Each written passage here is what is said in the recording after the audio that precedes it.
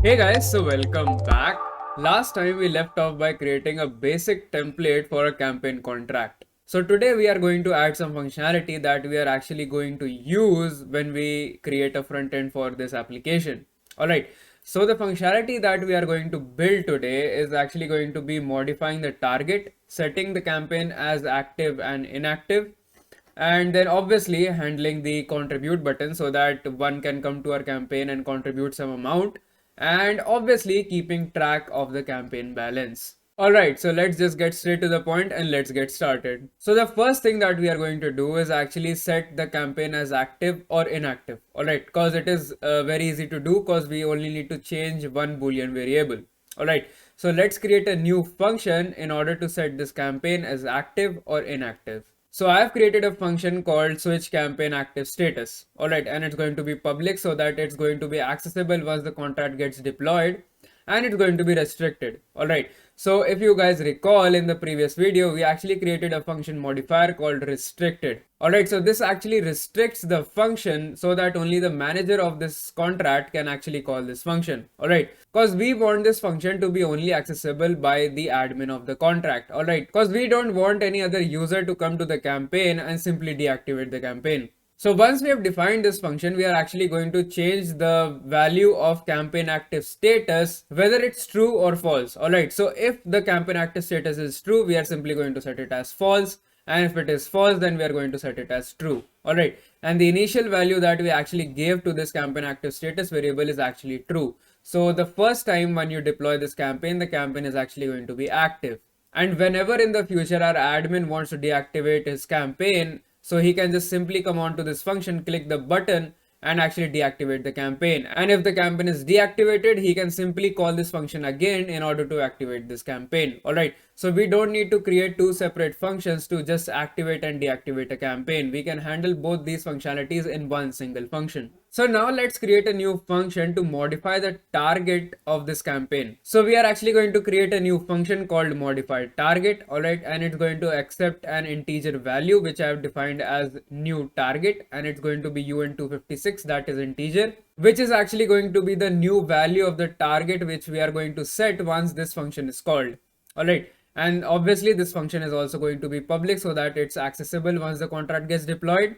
It's going to be restricted, and it's also going to check whether the campaign is active or not. Alright, so active campaign was another modifier that we created in the previous video. Alright, which checks whether the campaign is active or not. Alright, so if the campaign is active, only then you can run this function. Alright, so if the admin has actually deactivated his campaign, so any third party user or even the admin cannot run this function. So once we have defined this function, we are actually going to add a require statement to this function. Alright, which is going to check whether this new target is actually greater than the current campaign balance. So we are actually going to write require and new target greater than address this dot balance. Alright, so if you guys remember, we can actually grab the balance that is inside the contract by address this dot balance. Alright, so this here refers to the instance of the contract itself, and converting it to address type actually gives us the address of the contract. Alright, so it's the address of the contract which has some cryptocurrency attached to it.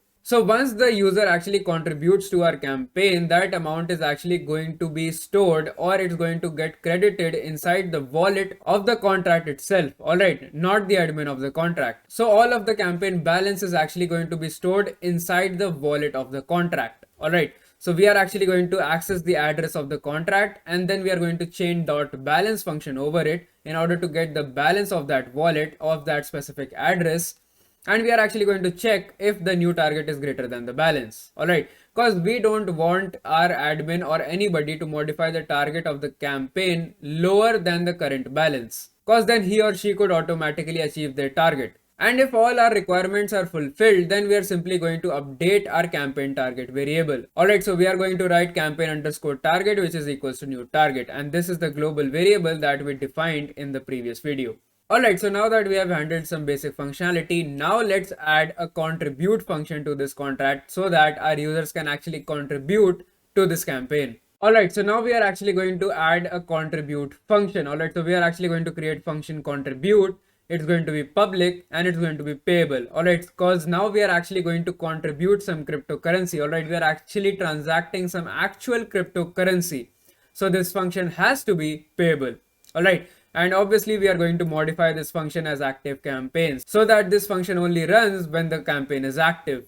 All right. And currently we are actually going to leave this function as it is. All right. Because we'll actually be adding some more functionality inside our contribute function in order to handle our approvers who actually donate above minimum contribution. All right. But that we are actually going to handle later on in our course. So for now, we are actually going to leave this function as it is. All right. So once you hit contribute, you can actually contribute some amount of cryptocurrency to the address of this contract, that is to this campaign. And obviously now that we are actually contributing some cryptocurrency to this campaign, we obviously want to see how much cryptocurrency this campaign actually contains. All right. So that is the campaign balance. All right. So let's add a function that will actually let us see the campaign pool that's currently collected inside our own campaign contract. Alright, so now we are actually going to add a function pool, alright, which is going to return the campaign pool, alright, the amount that has been collected by our campaign.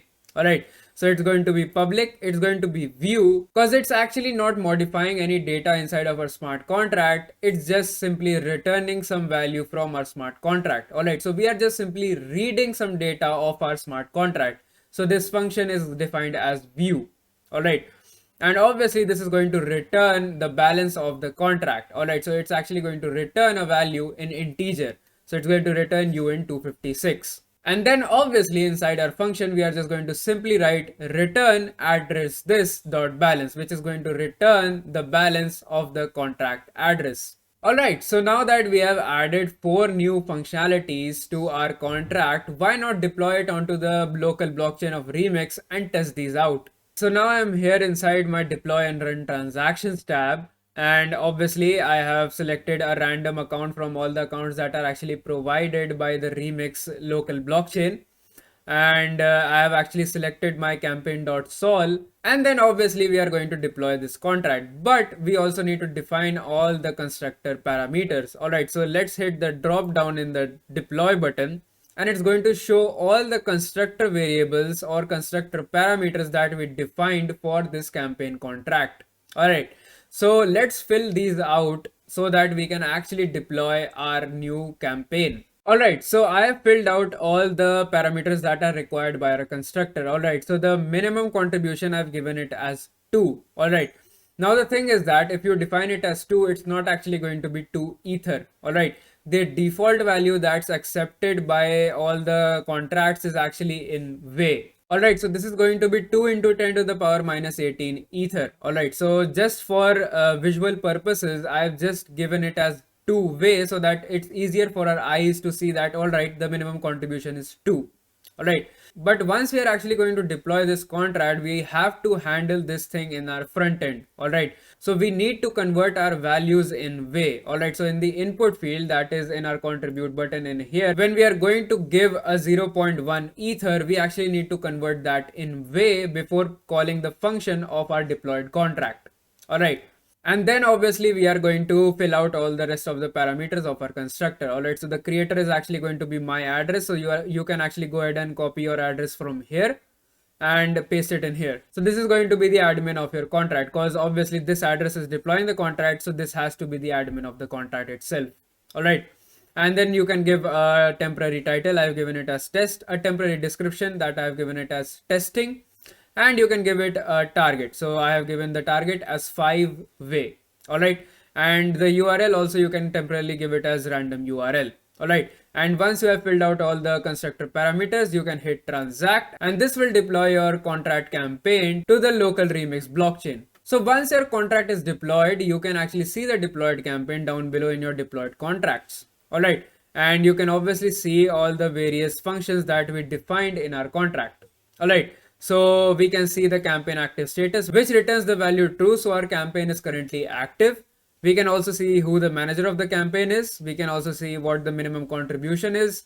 And we can also see the pool. So currently the pool is 0. So no contribution has been done for this specific campaign. So the first thing that we are going to test here is our function modifiers. Alright. So let's just first test out our modifier restricted. Alright, so we know that the switch campaign function is actually restricted.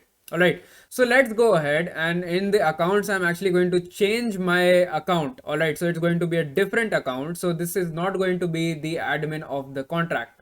Alright, and then I'm going to go ahead and click on switch campaign active status. Alright, so once I hit that, you can actually see in the console that the function actually did not run, and it actually threw me an error saying that this function was not actually called by the manager of the campaign. Alright, so our function modifier restricted is actually working fine. Alright, so now let's go ahead and test out the second modifier, that is active campaign. So now I'm going to go ahead and become the manager again, and this time I'm actually going to switch the campaign active status as false, that is setting the campaign as inactive. So I'm going to hit the switch campaign button, and the console is going to say that the function ran successfully. And once you have switched the campaign and then you call the campaign active status again, it's going to return false. That is, the campaign has actually been set as inactive. Alright, so now that the campaign has been set as inactive, so we should not be able to contribute to this campaign. Alright, so what I'm actually going to do is that I'm actually going to change my account again. So let's choose a fourth account in here, which actually has 100 ether. Alright, and I'm actually going to contribute 3-way. Alright, so I'm going to set a value as 3 and the type as way. And then I'm actually going to go down below and hit contribute. And obviously this function is going to throw me an error because the campaign is inactive and I should not be able to access the contribute function. So now let's go back and switch this status as active. Alright, so now as you can see, I set the status of the campaign as active, and now the campaign active status is actually returning true.